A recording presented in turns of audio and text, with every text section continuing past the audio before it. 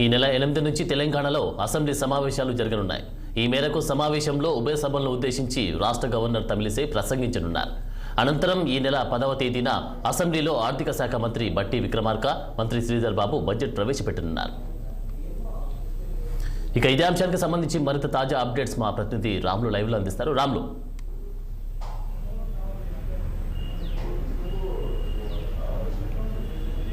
చెప్పండి, బడ్జెట్ సమావేశాలకు సంబంధించినటువంటి అప్డేట్స్ ఏంటి? ఆనంద్, ఈ నెల 8వ తేదీ నుంచి Telangana assembly vote on account budget సమావేశాలు ప్రారంభమవుతాయి. అయితే ఇప్పటికే అధికార కాంగ్రెస్, ప్రధాన ప్రతిపక్ష బీఆర్ఎస్ పార్టీలు కూడా ఈ అసెంబ్లీ బడ్జెట్ సమావేశాల కోసం సిద్ధమవుతూ ఉన్నాయి, కసరత్తు కూడా చేస్తూ ఉన్నాయి. ఇప్పటికే ఈ నెల 8వ తేదీన ప్రారంభమయ్యే assembly budget vote on account budget సమావేశాల సందర్భంగా 8వ తేదీన ఉదయం 11:30 గంటలకి రాష్ట్ర గవర్నర్ తమిళిసై సౌందరరాజన్ ఉభయ సభలను ఉద్దేశించి ప్రసంగిస్తారు. అనంతరం సభ వాయిదా పడుతుంది. 9వ తేదీన గవర్నర్ ప్రసంగంపై ధన్యవాద తీర్మానంతో పాటు చర్చ జరిగి ధన్యవాద తీర్మానం కూడా చేస్తారు. 10వ తేదీన ప్రారంభమయ్యే అసెంబ్లీ 11:30 గంటలకు ప్రారంభమయ్యే అసెంబ్లీ సమావేశాల్లో రాష్ట్ర ఆర్థిక శాఖ మంత్రి డిప్యూటీ సీఎం బట్టి విక్రమార్క అసెంబ్లీలో బడ్జెట్ ప్రవేశపెడతారు. ఇప్పటివరకు ఉన్న సమాచారం ప్రకారం శాసనమండలిలో శాసనసభ వ్యవహారాల మంత్రి శ్రీధర్ బాబు ప్రవేశపెట్టే అవకాశం ఉంది. అనంతరం సభ మళ్ళీ వాయిదా పడుతుంది. ఆదివారం 11వ తేదీన ఆదివారం సెలవు దినం కావడంతో మళ్ళీ సోమవారం 12వ తేదీన అసెంబ్లీ బడ్జెట్ సమావేశాలు ప్రారంభమవుతాయి.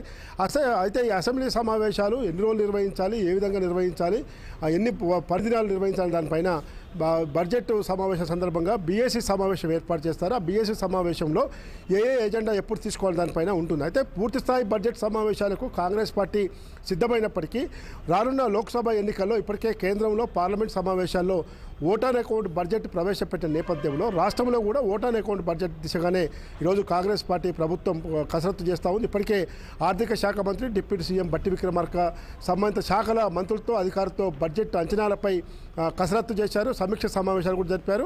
అయితే ఇప్పటి వరకు సీఎం రేవంత్ రెడ్డితో సహా 12 మందితో రాష్ట్ర మంత్రివర్గం ఏర్పాటైంది. ఇంకా 6 మంత్రి పదవులు కూడా ఖాళీగా ఉన్నాయి. కాబట్టి పూర్తిస్థాయి బడ్జెట్ పెట్టడం వల్ల మళ్ళీ మిగతా మంత్రులు ఇవన్నీ కూడా ప్రమాణ స్వీకారం ఇవన్నీ కూడా కాలేదు. కాబట్టి అది కొంచెం ఇబ్బంది ఉంటుందని చెప్పి కేవలం ఓట్ ఆన్ అకౌంట్ బడ్జెట్కే ఈరోజు పోతా ఉన్నాయి. అయితే గవర్నర్ ప్రసంగమే చాలా కీలక ప్రసంగంగా ఉండే అవకాశం ఉంది. ఎందుకంటే మొన్న జనవరి 26వ తేదీన రాజ్యాంగ దినోత్సవం సందర్భంగా గవర్నర్ చేసిన ప్రసంగంలో గత బీఆర్ఎస్ పాలకులపై తీవ్ర స్థాయిలో విమర్శలు చేశారు. ఏకంగా ఘాటు వ్యాఖ్యలు కూడా చేశారు. ఈ ప్రసంగాన్ని బీఆర్ఎస్ పార్టీ కూడా చాలా తేలికగా కొట్టిపారేసింది. అంత కాంగ్రెస్ రాసిచ్చిన కరపత్రం అని చెప్పి అది గలీజ్ ప్రసంగం అని చెప్పి కేటీఆర్ వ్యాఖ్యానించారు.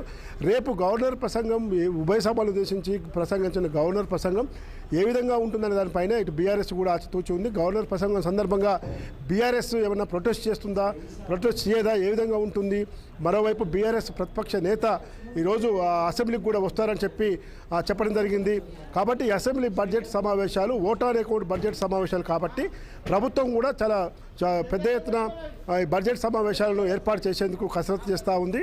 మరోవైపు ఏదైతే 100 రోజుల్లో 6 గ్యారంటీల అమలుకు శ్రీకారం చుట్టే దానిలో భాగంగా ఈ బడ్జెట్ సమావేశాల్లో కూడా గ్యాస్ సబ్సిడీ సిలిండర్ ఏదైతే 500 రూపాయలకు ఉందో తర్వాత